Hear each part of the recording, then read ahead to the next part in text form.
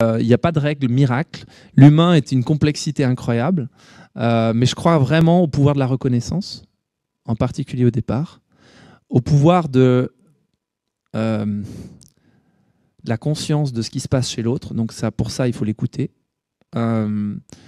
Et de la flexibilité aussi, parce qu'effectivement, au début, il faut vraiment être comme un bambou, être capable de se tordre un peu dans tous les sens vis-à-vis proprement de ses employés. On le voit avec le Covid.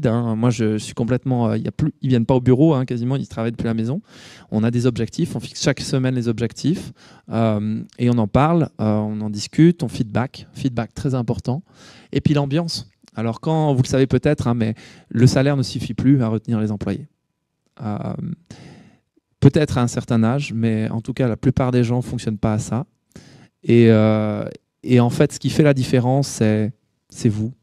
C'est ce que vous mettez dans votre entreprise en termes d'ambiance, en termes d'écoute, de bienveillance, et puis de résultats aussi, de célébration. Il faut des moments heureux. Il faut des moments heureux. Il faut que ce que vous viviez, vous les embarquiez avec vous, vos talents.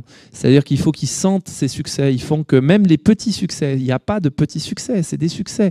Vous réussissez une campagne de crowdfunding, c'est une célébration.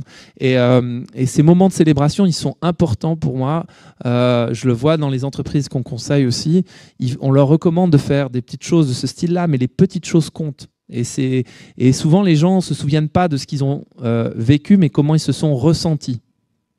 Et ce ressenti, on rentre dans quelque chose qui est beaucoup plus de l'ordre du sentiment ou de ce qu'ils se sont souvenus de l'attention personnelle.